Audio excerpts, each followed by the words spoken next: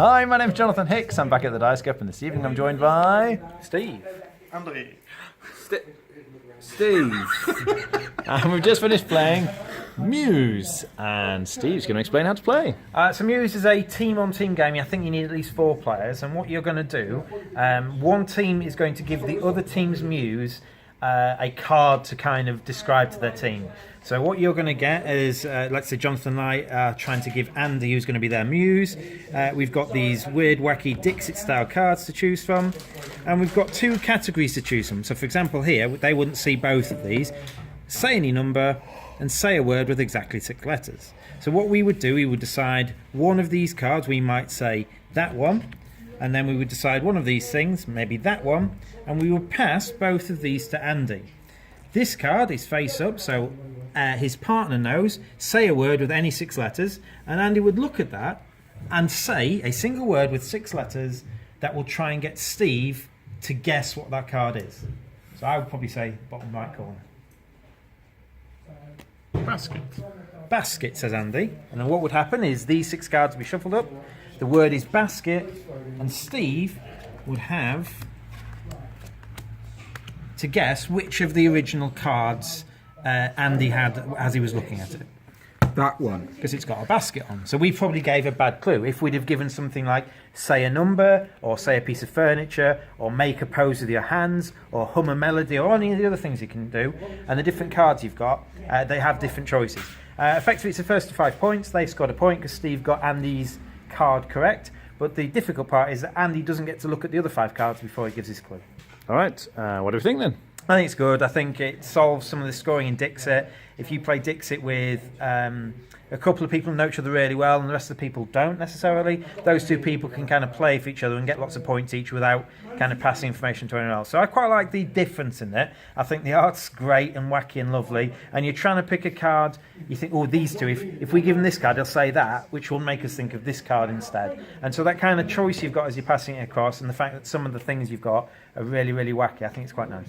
Okay, Andy? Yeah, I sort of say it's. I think this is a much better game than Dixit. The art style is similar. Sort of some very nice pieces of very surreal art. But what I think sets this apart is the deck of different categories. So it's not all just say a word. It's give a number, a phrase, non-fictional stuff, fictional stuff, or even pull a pose type stuff, which is a good one. I think they're sort of like more fun ones. Yeah, I sort of say it's just a sort of like trying to get sort of picking the right card with the right category can be quite hard as well. All right, Steve? Yeah, it's a nice, light, fun party game, such as Spyfall or Chameleon. But I feel that it is much better than Spyfall. It can be very tricky, especially if you're given a card like make a facial expression and you're given a card with a turtle on it, which Steve gave me last round, which is a bit fantastic on his part, and I just didn't know what to do. It can be very, very hilarious. But yeah, new game. I think it came out with Essen, so I think this has a very bright future, and with expansions, with extra cards, I think it can go anywhere with it. So yeah, it's a very good game. Rating? I'd give it a strong 7. Okay, Andy? I'd give it probably about an 8. Okay. There was a bit of downtime when you're waiting for people to pick, so I'm just going to go for a 7 for me. Okay.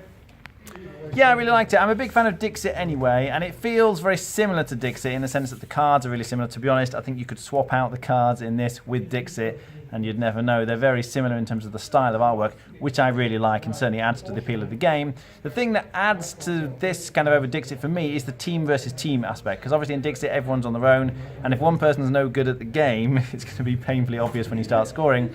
But with this, you can kind of hide amongst the team, learn how to play, and you get that sort of team spirit, if you like, competing against the other team, which I really like. So it would just be an alternative for me to Dixit. I think it's just as good as Dixit personally, but just kind of different situations.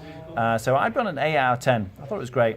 Right, thanks for watching. That was Muse.